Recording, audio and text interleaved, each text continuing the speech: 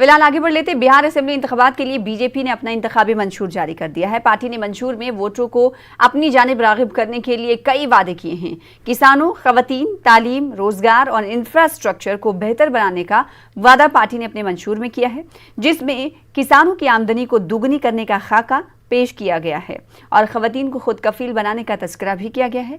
BJP ने 2022 तक 30 लाख लोगों को पक्का मकान देने का वादा भी किया। बीजेपी ने कोरोना के मुफ्त टीके का भी वादा किया है। पार्टी के मुताबिक कोरोना वैक्सीन के दस्तयाब होने पर बिहार के लोगों को मुफ्त टीका दिया जाएगा।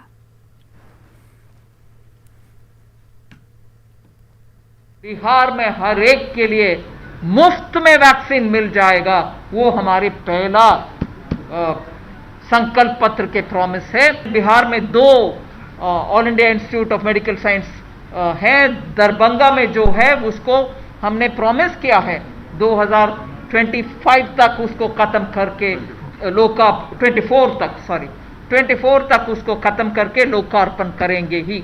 इंजीनियरिंग और टेक्नोलॉजी इंस्टीट्यूट्स बिहार में खोला जाएगा।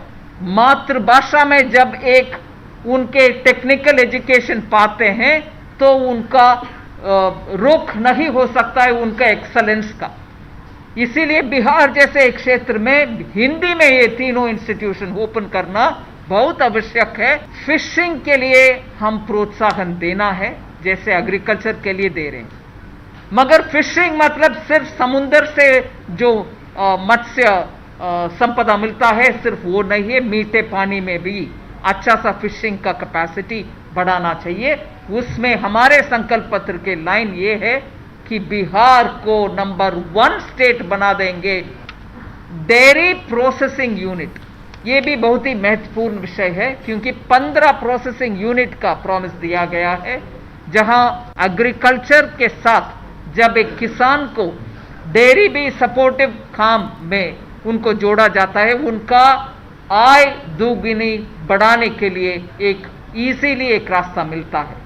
इसीलिए हर एक किसान जो अन्नदाता है, मैं बजट में मुझे याद है बोले कि उनको ऊर्जादाता बनाना भी आवश्यक है, जिससे वो सोलार पावर उनके फील्ड में खेती में से ही एनर्जी भी उत्पादन कर सकते हैं। फार्मर प्रोड्यूसर ऑर्गेनाइजेशन का भी बहुत अच्छा सा एक घोषणा है, जिसमें से 1000 FPO फॉर्म करने का प्रॉमिस है, जिससे हम मानते हैं कम से कम 10 लाख को रोजगार मिलेगा।